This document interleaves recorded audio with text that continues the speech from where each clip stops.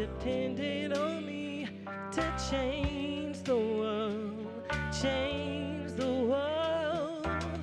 What if my only responsibility was to change the world, change the world? Let me be the one to start a revolution.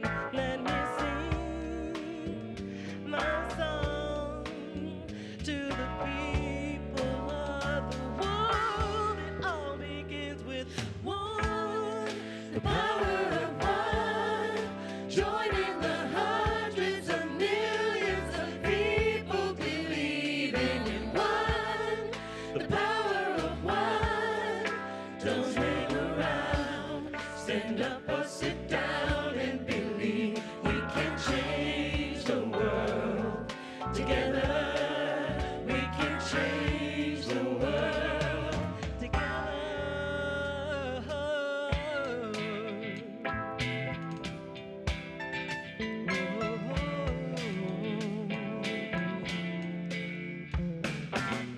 What kind of love can conquer disease and change the world? Change the world. What can I do to make poverty history and change the world? Change the world. Let me be the one to start a revolution. Let me sing my song to the people of the world. Yeah, the children of the world began with one, the power of one, joining the hundreds of millions of people believing in one, the power of one. Don't sit around, stand up or sit down and believe we can change the world. Together, we can change the world. Together.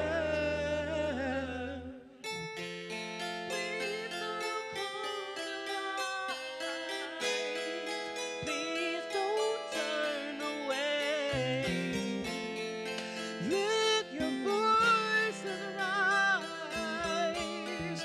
Put love on display. We can make a difference now. I believe we can make a difference now.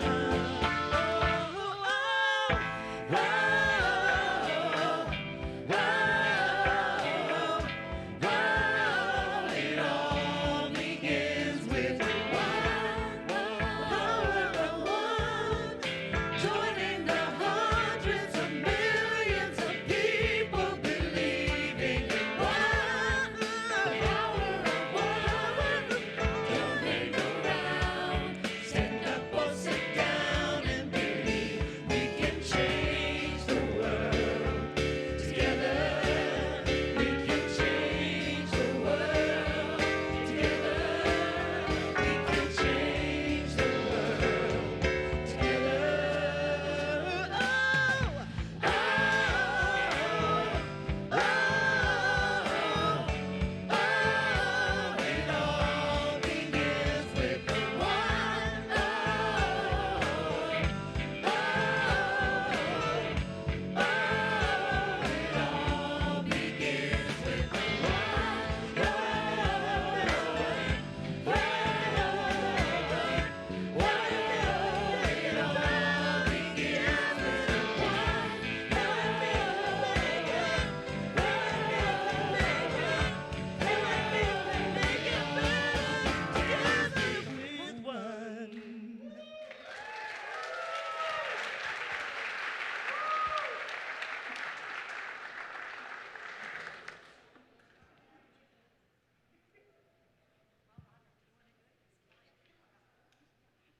Kelly.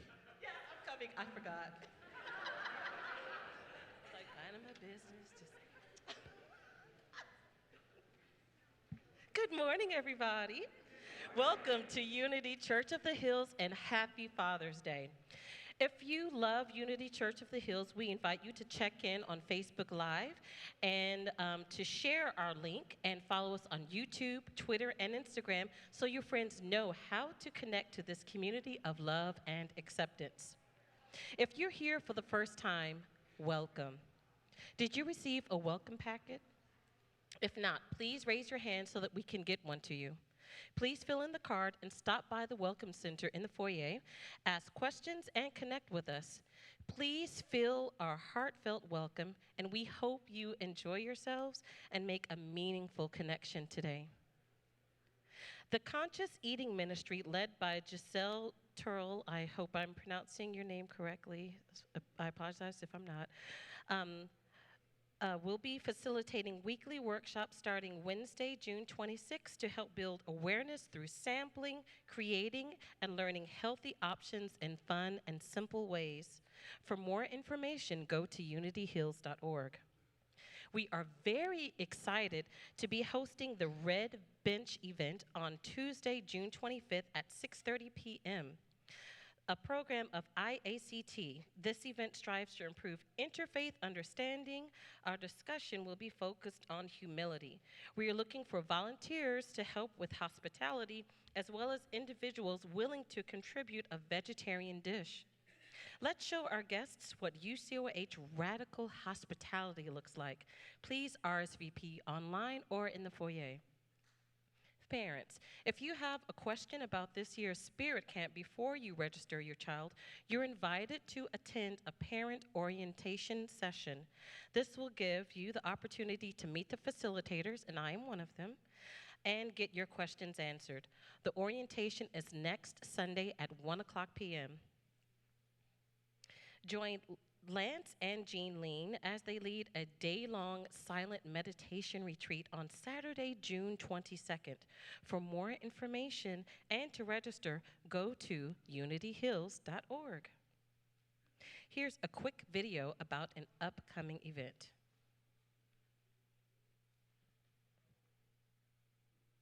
Within our communities, we actually have everything we need. And if we can resource and connect ourselves with each other in a structured way, the wealth and resources and assets that we can unearth from ourselves and from our communities is abundant and enough to give us everything that we're looking for. The Offer and Needs Market is an amazing opportunity to those with something to give to connect with those who have a need, and for those with a need to connect to those who can give. From websites to fencing, from counseling to labor, if you have something to give or if you have a need for help or assistance, come on Friday, June 21st at 7 p.m. in Friendship Hall. You're invited to come out of the heat to join us in a pool party being hosted by the Fun Addicts, the Adult Fellowship of Unity Church of the Hills on Saturday, June 22nd. In addition to swimming, there will be food to be shared. Visit Lana Castle in the foyer to learn more. And as you know, today is Father's Day, and I can smell it right now. Papa's perfect potatoes and yummy yams is happening right here today at 1 p.m. in Friendship Hall. There is still an opportunity for you to join us, and we look forward to celebrating Father's Day with you. On the back of your bulletin, you'll find a list of many activities to support your spiritual journey and to make meaningful friendships. To learn details about future events, get our June calendar at the Welcome Center or visit our website at unityhills.org, where you can also register for all of our activities. While you're on the website, sign up near the bottom of the homepage for our weekly e-newsletter. Now, as we move into a more sacred time, please turn off your cell phones and join us as we begin our worship service.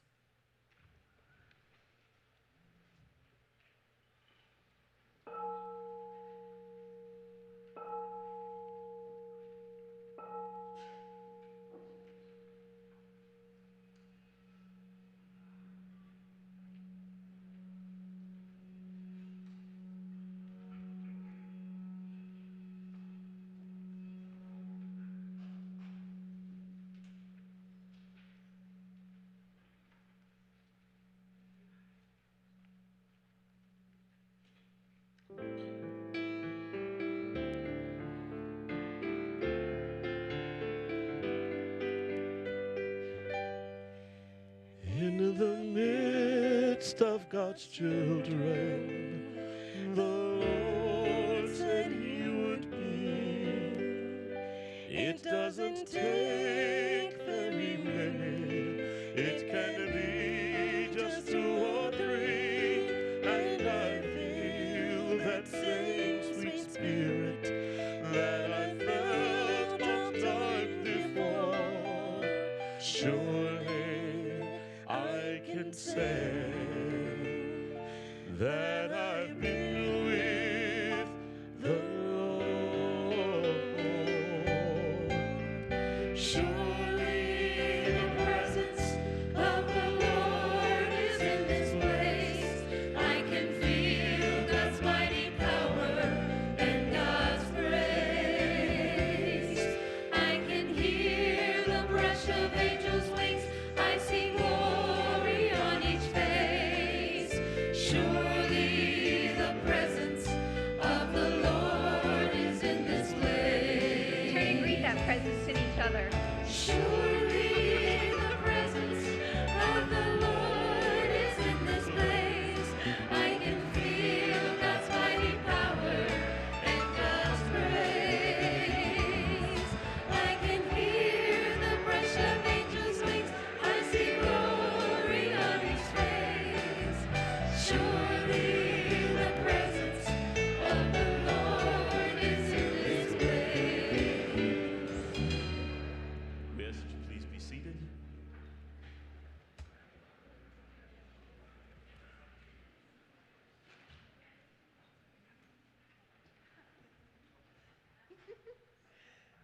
Over these weeks, as we explore the world's religions, we honor all pathways to God. As we light the Christ candle, we acknowledge that the animating power within all religions is the one power and one presence in the universe, God the Good. We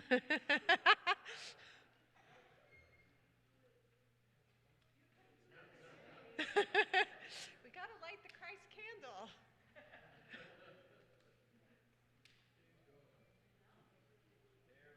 Woo! Let there be light. From the Christ candle, we acknowledge our Christian brothers and sisters. The grace of our Lord Jesus Christ be with you all. We acknowledge our Islamic brothers and sisters. Assalamu alaikum. Peace be upon you. We acknowledge our Jewish brothers and sisters. Shalom. The Lord our God, the Lord is one. We acknowledge our Hindu brothers and sisters. Namaste. The light within me honors and recognizes the light within you. We acknowledge our Buddhist brothers and sisters. Welcome. We acknowledge all on their spiritual path. All are welcome here. And I now invite all prayer chaplains and emeriti to please stand as we go deeper into prayer. Acknowledging the one power and presence that animates all life, we allow a sense of gratitude to well up within us. Truly, it is a wonder to be alive. It is a wonder to be on a spiritual path and to be expanding our consciousness. We choose in this moment to surrender what we know and choose a beginner's mind, empty of preconceived notions and available to the divine wisdom seeking to express today. We hold all beings in our heart with great compassion and seek to offer them loving kindness. May I be happy. May I be well. May I be peaceful. May I be free. May you be happy. May you be well. May you be peaceful. May you be free. May all beings on planet Earth be happy. May they be well. May they be peaceful. May they be free. And so it is. Amen. You'll stand for the congregation song. And this is a new song, so it's follow along with the leader, although I'm not the leader, but you get the point.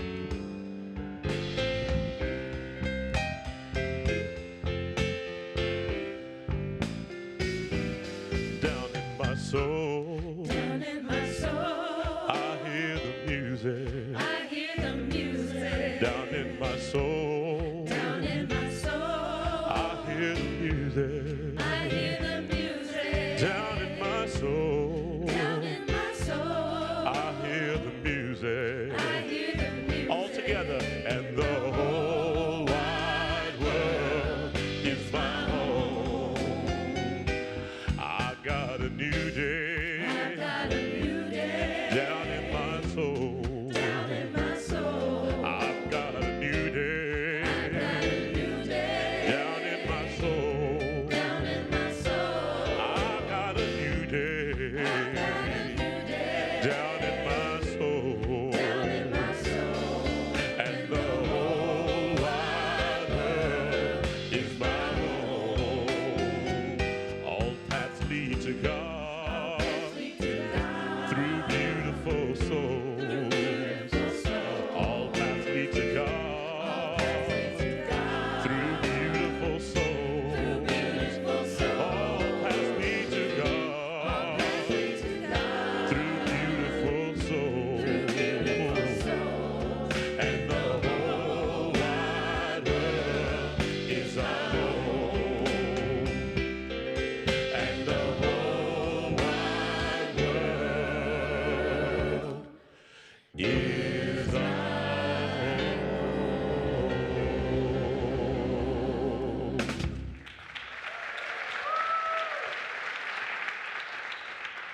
Thank you, Celebration. We love you guys. Thank you so much. Welcome. Happy Father's Day. Hey, is everybody here? Yeah. So glad to see all those teeth.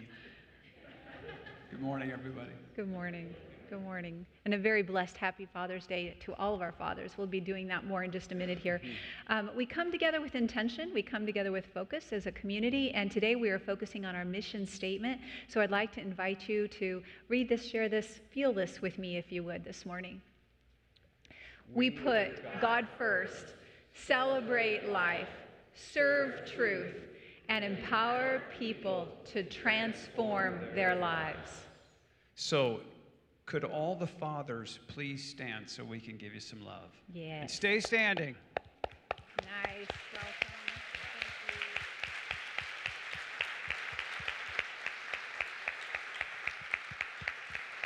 Oh, no, stay up. Keep standing. If you've been a father for 30 years or more, or 3 years or less, remain standing. Okay, if you've been a father for 40 years or more, or 2 years or less, remain standing. Everyone's doing math in your mind, aren't you? Let's see, December 16th. Okay, if you've been a father 50 years or more, or 1 year or less, remain standing. Oh, wow. Okay. 60 years or more, or 6 months. 60 years or more. Woo! Wow. Curtis, thank you.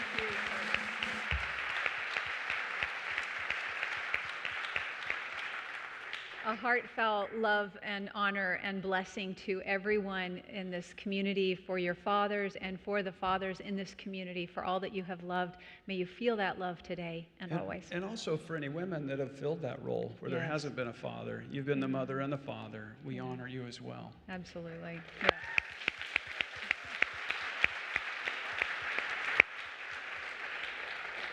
We have two very special guests with us this morning, and we'd like to introduce them. We have Joel Barna, who was raised in Houston and attended St. Thomas University. He has worked as a magazine journalist, an editor, and a fundraiser, and currently he is working as a fundraiser with the National Wildlife Federation. He started attending the Austin Zen Center in the early 1990s. He currently serves the Sangha of Appamata, and I don't know why I stumbled on that. Appamata? Yeah, Appamata. And he's served as a member and an officer of their board of directors and as a member of the First Council of the Emerging Sangha Leaders or Zen Mentors. We welcome you, Joel, and along with Joel, we welcome David Burks. David has been practicing meditation at Appamata since 2005. He worked for the environmental software companies, but his meditation practice led him to teach mindfulness-based stress reduction at a Center for Mindfulness in San Diego to the general public and hospitals and at the University of Missouri. Anyway, that's where I'm from.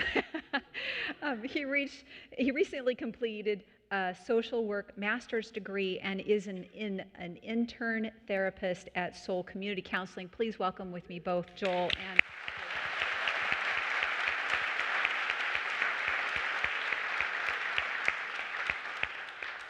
Thank you. If you are here for the first time, we want to give you some love. So we'd ask you to stand up for about 35 seconds. Any first-timers here? Yay. Thank you, guys. You don't want to miss Thank this. you. This is really great. Thank you, guys. Hold on. Just another moment. Dear souls, Dear souls, we love you already. we love you already. We accept you as you are. We accept you as you are. We honor all pathways to God, We honor all pathways to God, especially the ones that you're on. especially the ones that you're on. Welcome to Unity Church of the Hills. Welcome to Unity Church of the Hills. Namaste. All right, so our Buddhist brothers and sisters practice mindfulness, and it's a practice of controlling the mind in a way, in a direction, and being conscious of that which we are conscious of. And in Unity, we use affirmations to help train the mind toward that which we want to focus on. So we have 5 affirmations that we'd like to come together in one consciousness and affirm as one, if you would. Please join us. I choose to become mindful, present, and centered. I am aware of breathing in and out. I am mindful of the thoughts I am thinking. I am consciously present in all I am being. I am awake. And so it is, and so I let it be. Amen. Our meditation will be in our message this morning, so we invite celebration out.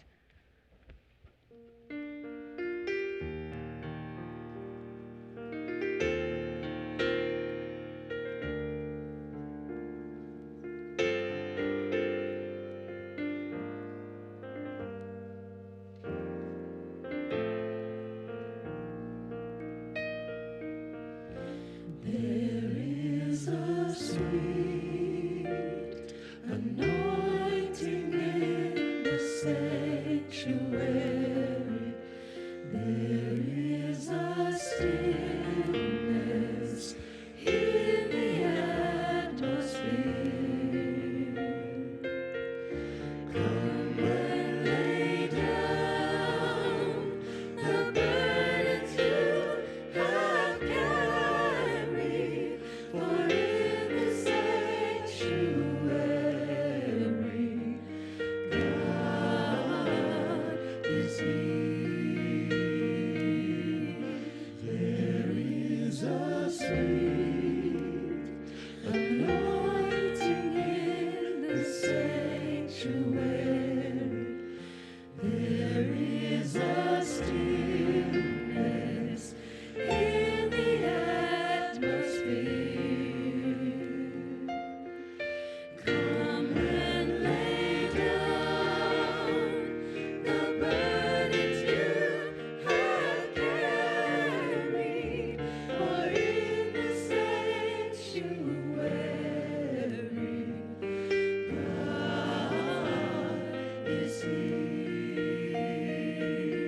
There is a sweet anointing in the sanctuary. There's a stillness, yes, There is a in the atmosphere.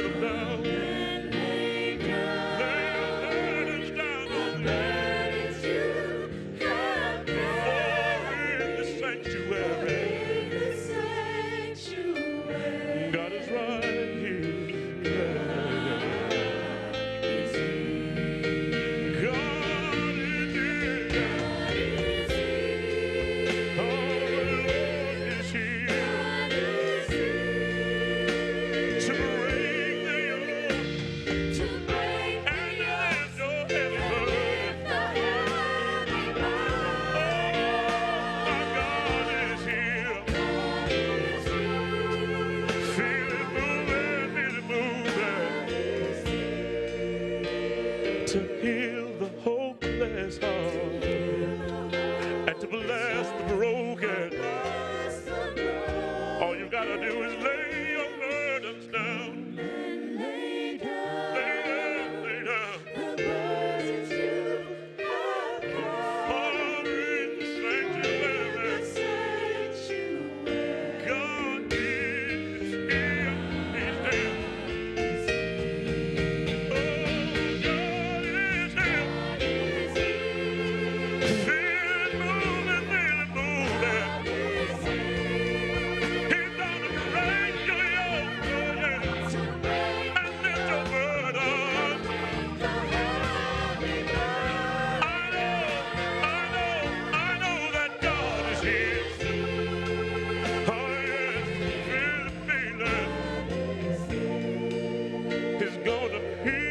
Hopeless heart. Feel it blessing you. All you gotta do is lay your burdens down. Lay them on the altar of the Lord. For right now, I can feel it moving. Feel it moving.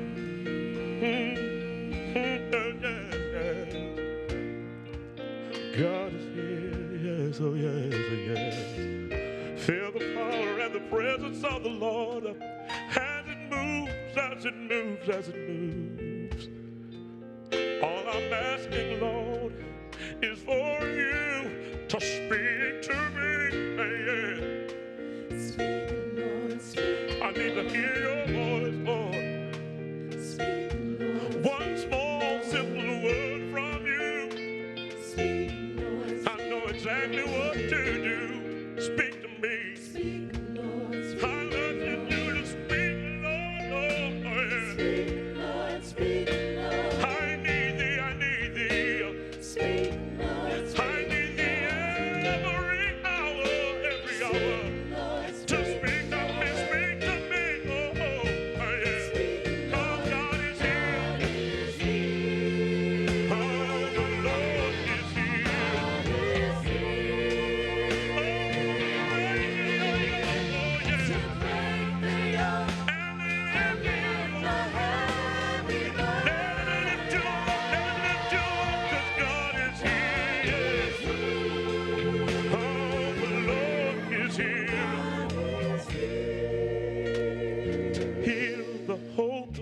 Heart, yes, and to bless the broken.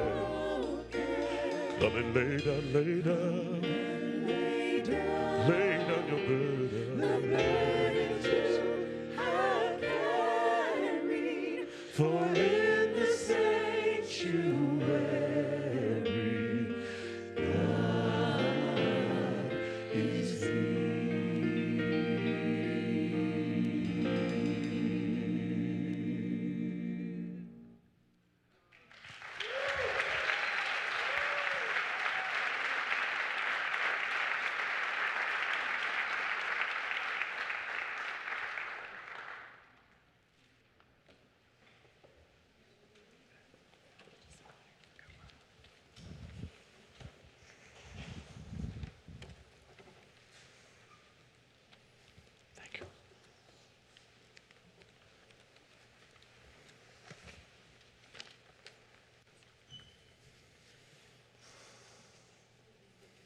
I will go first. Thank you so much for allowing David and me to join, to participate in the service earlier this morning, and it's such a pleasure. I feel such kinship with the exploration that is happening here at Unity Church of the Hills, and the compassion and energy here. It seems very much in line with what we hoped for. So, just blame it on your chin. Okay. Any better? Okay. And I want to acknowledge again the wonderful choir. That's something we don't get to.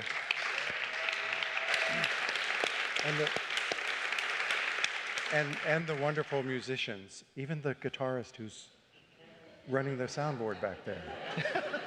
Amazing to be able to share that. So we, David and I, practice at a place called Appamada, and maybe David can talk about what that word means later on, I hope, maybe, if we have time. But let me just say, it's a Zen center here in Austin that was started by a wonderful teacher whose name is Peg Syverson, who, if you go on the website for appamada.org, you can see who she trained with, the skills she has developed, and other things about her and about Appamada. You can also listen to thousands of talks that have been given at Appamada over the years that have been collected on a SoundCloud site. And knowing that, it's pretty humbling to try and talk about Appamada and what we have to share in what is now only 2 minutes and 18 seconds. Tammy's got a very helpful timer for us. So let me start by just telling you a story that you're probably familiar with, but I bet there's part of it that you may not have heard before. So there was a young man who went by the name of Gautama or Siddhartha Gautama, a member of a warrior caste, perhaps a prince, perhaps a more minor nobleman, living in an area of what is now the border between Nepal and India. He was sheltered by his parents, the story goes, from the bad things of life, old age, sickness, and death. But when he was in his late 20s, he went outside the palace and he encountered all of those things. And this shook him to his core. And he decided that the prevailing religion of the day was no help in what he wanted to do, which was to find a path to freedom from within the suffering that he saw around him and encountered within himself. And so he did what tens of thousands of other people at that time were doing in that part of India. He became a homeless wanderer, and he engaged in extreme ascetic practices, and he almost starved himself to death. As he was near death, literally lying in a ditch, he had a memory, and it was of a time when he was a small child and had joy that came not from getting something that he wanted, but just seemed to be a fact of nature. And he remembered experiencing that, and he thought, this would be a better starting point for exploring freedom than killing myself. So he began studying his own mind and its relationship to the world through a series of meditations. And he came up with a statement of human condition and a path out of that condition. So we'll talk more about what that statement was and what the implications of that amount to later on. So, and now is the time to just introduce a kind of meditation practice. So I know that many people here, from what I've gathered from the conversations I've had and what Reverend Kristen and Reverend Brian have shared with us, already have well-developed meditation practices. So this won't be anything new, but in case it is new, don't be shocked or scared or anything. What I want to ask you to do is to simply sit up straight. These are instructions from a Japanese master who lived around 1200 named Eihei Dogen. And he gives very simple and then very enigmatic instructions. Sit up straight, align your shoulders with your hips, align your ears with your shoulders. Breathe deeply into your belly a couple of times, and then relax into the sensation of your breath. And as you are doing that, you're not trying to achieve something, you are already there. You are already practicing realization. So see if you can rest in that space.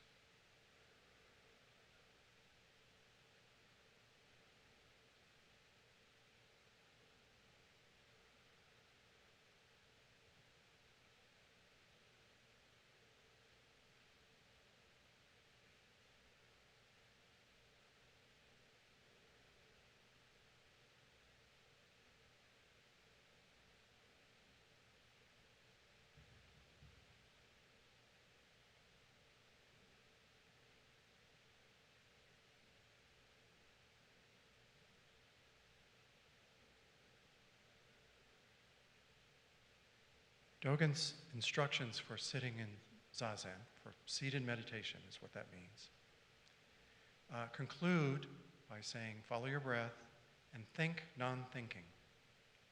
And that may seem, to me, that's a very enigmatic phrase, and I've always wondered about it. The best instruction that I've received on it from my teachers is to follow the affirmations that you joined in before David and I got up here. Follow your breath, pay attention to what's actually happening, actually in your body. Because your body is coextensive with the entire universe, the physical universe. And because the separation that we normally feel comes out of a kind of an innocent mistake that grows out of our human life. And if you find that other thoughts are intruding, in my case, trying to figure out something that happened in a TV show I watched 4 years ago, don't try and suppress those thoughts. Just watch them, acknowledge them. I like to think, first of all, that they are coming out of a kind of electrical storm in my brain. Synapses firing, axons getting excited, chemical and electrical things happening. And that storm is happening by itself. It's not really under my control. It's not really my doing. And yet it informs who I am.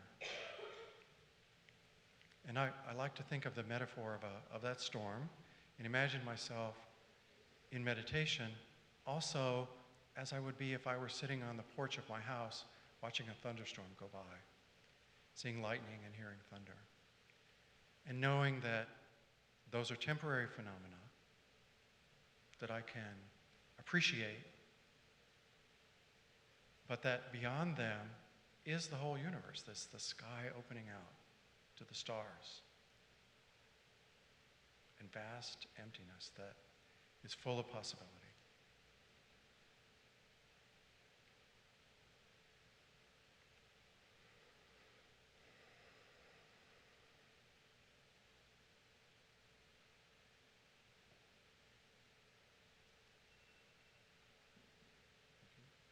That's all for now.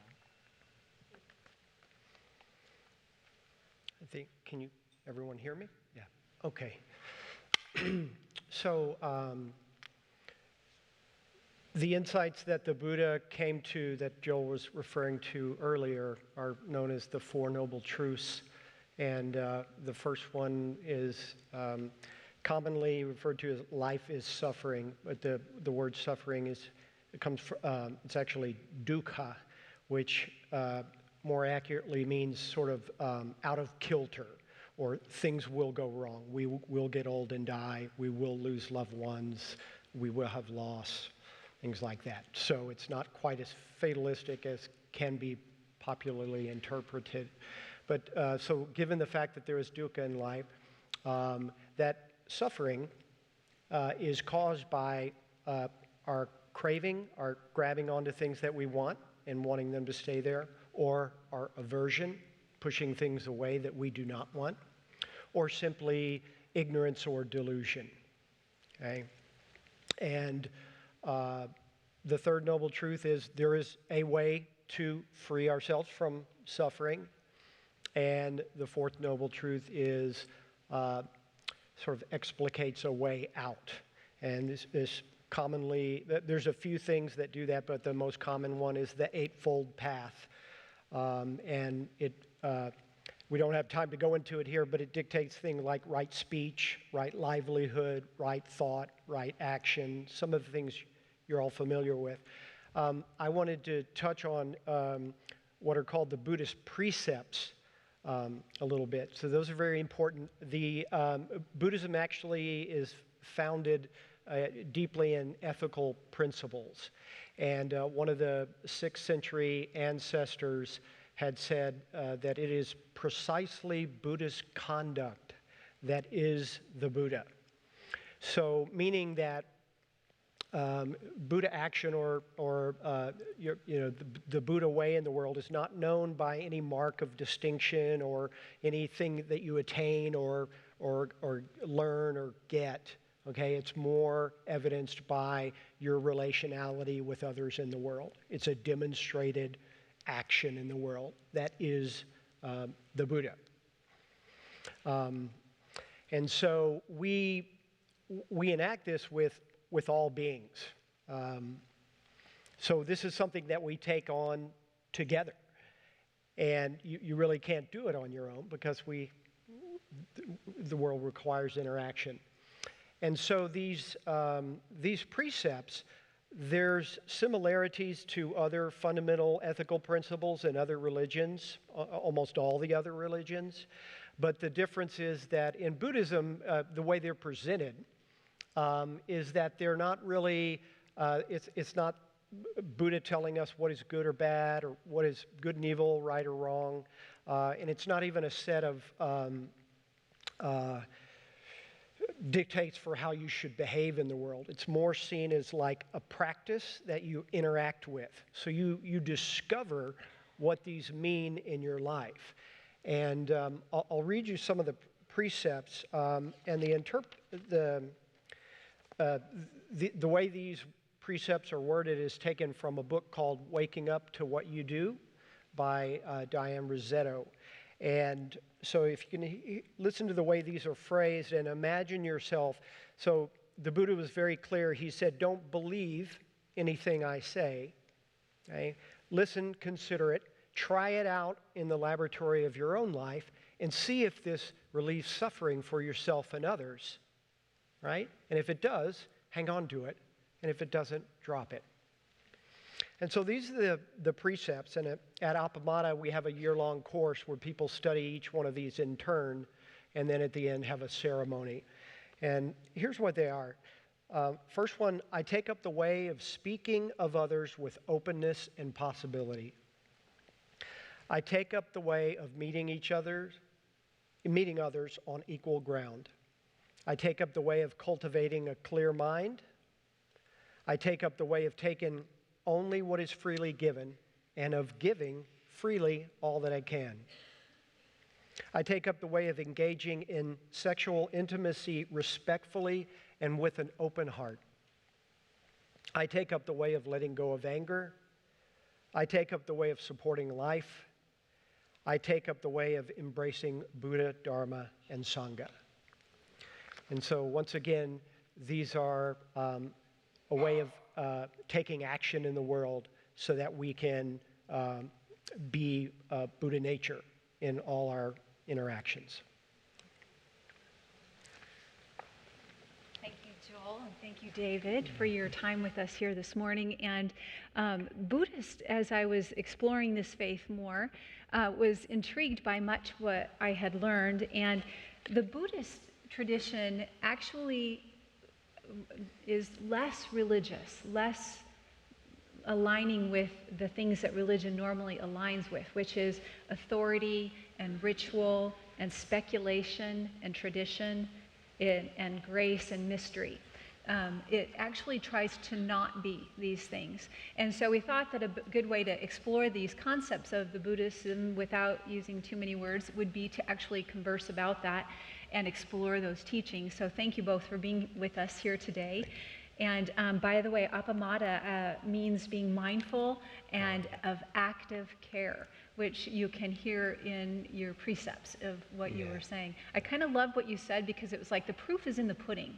You know, it's not enough to know it, which we believe also in unity. It's not enough to know these things, we have to do them. And it's when we do them, when we embody them, that we are actually being that which we've strived to come here to be, which is such a resonant teaching between our understandings.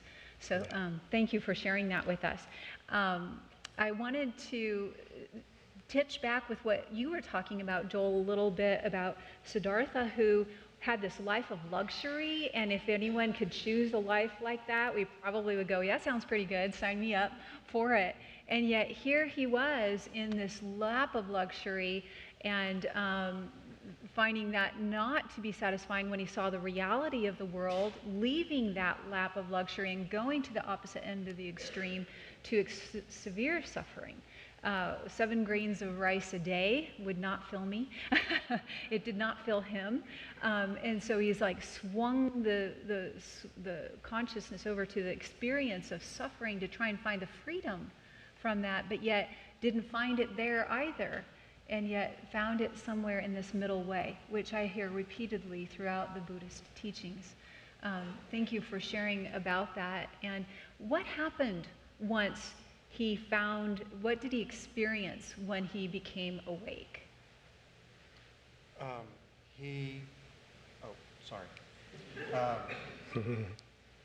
The Buddha had 5 followers when he was engaging in privations, and they immediately abandoned him when he ate something.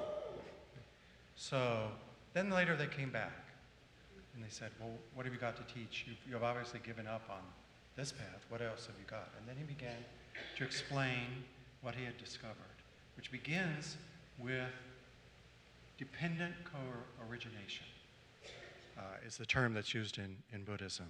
And that is that, as they say, to bake an apple pie, you first have to create the entire universe. You may have heard that expression before, that everything requires everything that has gone before it and will connect with everything that comes after it. Absolutely everything. And that was the heart of his teaching, and then the moral implications and the pathway for developing morality came out of that. Mm-hmm. So does that? Yeah, it does. It feels like the awakening of what he found in that middle way was a whole new level of communion, which is what I hear you speaking of, communion with all that is, all that ever was. It's the burning off of the dross of the ego, of our individual separateness of our perception. Is that right? Indeed, Yeah. Indeed. And something I mentioned earlier at the first service that we were taking part in was a statement from Dogen, the founder of Zen Buddhism in Japan, who says in one of his writings to a group of monks, you know those Buddhas and Bodhisattvas that we read about in these beautiful literary works? They were the same as us. Mm. We are the same kind of people that those people were. And everybody can awaken. And this was, in fact, a radical thing that Gautama Buddha was focusing on as well. Everybody can awaken in this lifetime. You didn't have to be a priest. You didn't have to be born into the right caste or any of those other social constructs. So he was a radical in his time. And I've lost the thread. You did I'll just stop perfectly. there. Well, I love what you brought forward, which is that everyone in this room, everyone on this planet is capable and accessible to that pathway of enlightenment, of waking up into this sense of complete communion, of dropping the sense of separation and seeing the full beauty of this planet, of this earth, of this universe. I felt it in the meditation that you led, Joel. It's accessible here, now, equally to everyone. Male, female, everyone. And I love that about your faith tradition, and we share that also within Unity. I wanted to talk briefly about the nature of God, because many of us may have heard from the Buddhist faith that it's an atheist faith that doesn't believe in God. And as I was digging into these teachings more, I was really impressed with what I found from Edward Combs, who is a Buddhist philosopher and scholar, and he lived in Britain, and he compiled this ideas of God not as a person or a being, but as a Godhead, and that this Godhead and nirvana, the state of being awake, of this immenseness, of the oneness, is this what Buddhists call nirvana. And the way he describes co-assigning words that was both used by Buddha in the state of nirvana and also similar to that which is the Godhead are these words. Nirvana is a permanent, stable, imperishable, immobile, ageless, deathless, unborn, and unbecome. that it is power, bliss, and happiness, the secure refuge, the shelter, and the place of unassailable safety. That it is the real truth, capital T, and the supreme, capital R, reality, and that it is the good, capital G, the supreme goal and the one and only consummation of our life, the eternal, hidden, and incomprehensible peace. Now, that sent me to my notes from seminary about what unity teaches us about what God is, and I want to share that with you too. Unity's concept of God is principle, unlimited, unchanging, eternal, absolute, capital G, good, the source of all knowledge, the unseen, everywhere present, moving force of the universe, one power, the spiritual essence or energy that underlies all manifestation. Do you hear the harmony between what this Buddha faith and what our own faith hold as the concept of this Godhead accessible right here, right now? And thank you both, because I think if I'd ask you, is there a God, you might respond to me as, what would you respond to me, David? Well, yeah, there's, as you can see, we're talking about the same thing, but Buddhism doesn't really have a concept of God because concepts can get in the way of us having an experience of the actual reality of it. So it's not true that Buddhism is atheistic. It's closer to agnostic, but really it just doesn't go there. The Buddha is sort of silent on that because it's in the realm of belief, and Buddhism is sort of takes a step back and is focused on the experience of what comes prior to conceptual thought. Love that. David, thank you. Joel, please. I was just struck by the fact of the list of attributes of nirvana that was given by the writer you were quoting. Uh-huh. Was he a 19th century writer?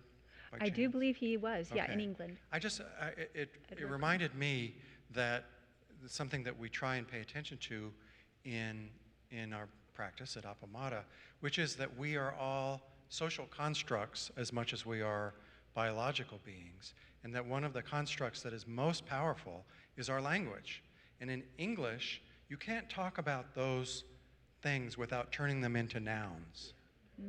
But actually in the statement about unity, they were much more verb-like than noun-like statements. And that is, I would say that is, the verbification is a more accurate treatment of what's aimed for in Buddhism. I absolutely love what you said, Joel. It is the verbification of our teachings that we are all striving for. Yes, that is beautifully stated. The beingness of it all. And you know, you have 4 noble truths. The 4th is the embodiment of that. We have 5 basic principles, and the 5th is us being it. It's us doing it. And so we share that with you on this pathway of enlightenment and being that love that the infinite is as us through and for each other. In closing, I wanted to share, there's the Buddha, the Dharma, and the Sangha. The Buddha is the teacher. The Dharma is the teaching, and the Sangha is the community. And I think you all have brought that to us very well here today. And I know that one thing we also share in great common is our practice of mindfulness and what we think and how we feel and how important that is in the world and how we show up in the world. And I was thinking about you two at 4 a.m. On Saturday morning when the dog was barking and woke me up. And I was thinking about you two, wondering what you would be thinking about that dog.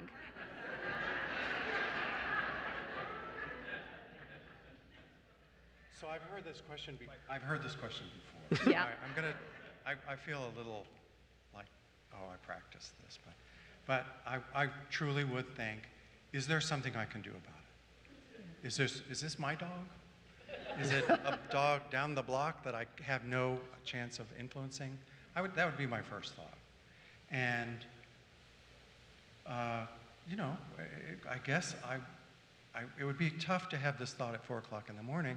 But what I would hope I would think is what am I believing that makes me suffer about this? I mean, I'm believing that I need to be asleep right now and that it's a big imposition to be wakened. But gosh, I'm awake. I'm awake. Yeah. I'm awake. Yeah. Thank you, Joel. David, do you want to add any closing No, thoughts? I thought that was pretty good. You know, it's that bit about, you know, so the dog is barking. So what? Dogs sometimes bark at night, and you know, we would like an uninterrupted night of sleep, ideally, but sometimes it doesn't happen. So that's just letting the bark come and letting it go, as everything else does. Oh my goodness, bless you both. I'm so grateful. So what I was thinking of, who lets their dog out at 4 a.m.? All right, and now I know that I can just be and celebrate that I am awake, right? All right, Joel, did you have anything left to say? If I may, I would like to say a brief chant that was said about an hour ago at the end of services at Apamata. And it goes like this. Great is the matter of birth and death. Time swiftly passes by. I'm sorry, I'm tearing up. And with it, our only chance. Awake, awake.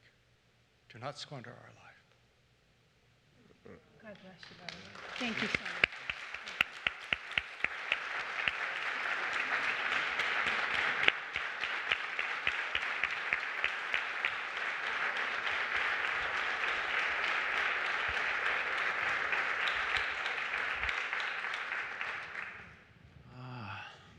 Radical subjective reality.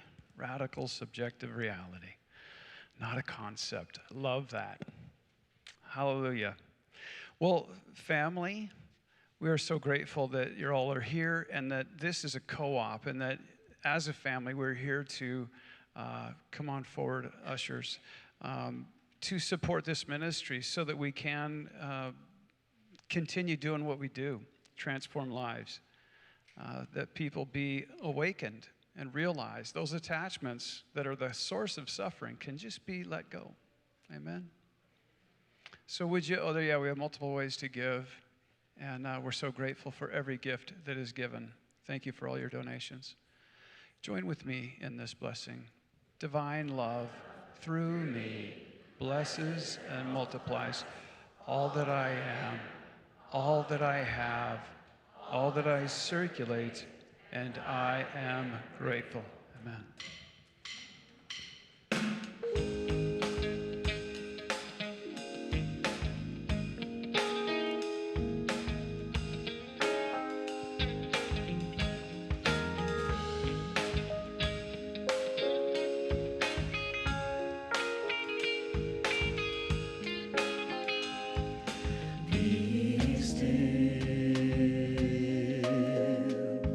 Be still and know.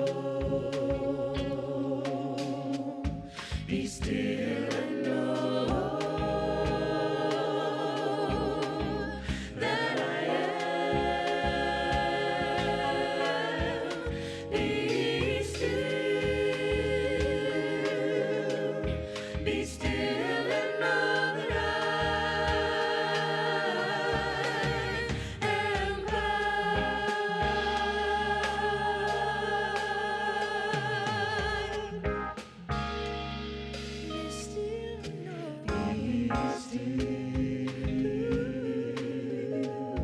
Be still and know. Be still and know. Be still and know that I am.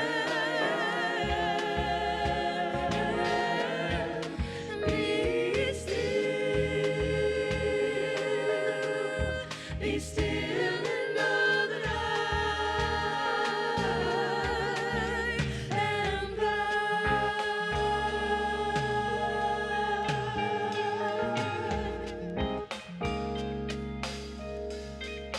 I hear your cry. I feel your pain. You're caught in the struggle, growing weary, doing well.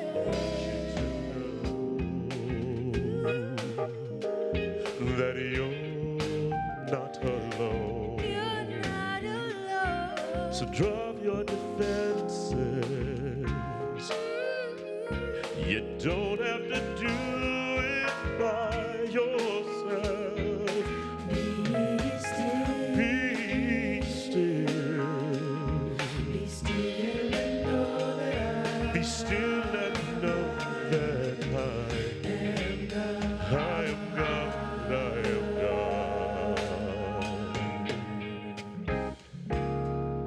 Be still. Be still and know. Be still and know. Be still and know that I am. Be still. Be still and know that I am God.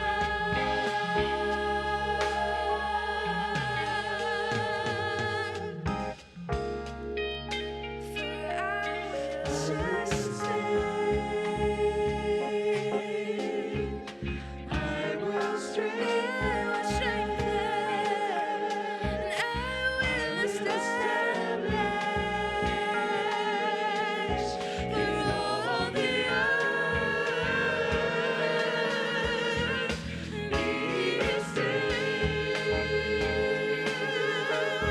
Be still and know that I am Jehovah. Yes, I am omnipotent. I am your healer. I am your healer. A child of God. I am holy, and you are holy. I am righteousness, Messiah.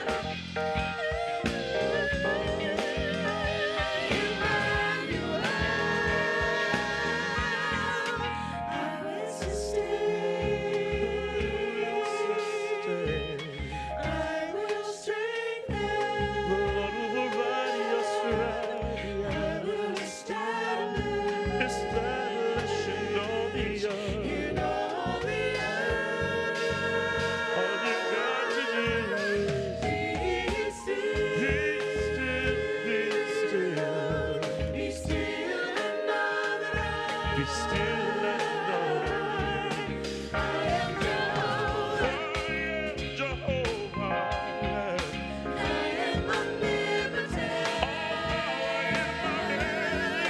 I am your healer. God is your healer. A child of God. I am holy. Holy. I am righteousness. Messiah. Emmanuel. Be still. Be still. Peace be still. Be still. Be still. Be still. Be still. And know that I am God.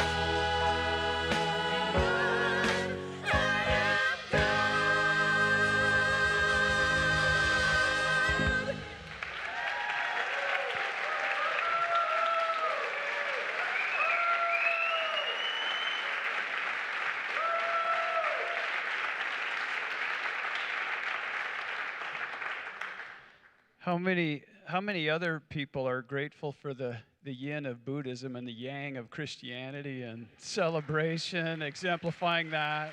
It's just such a gift.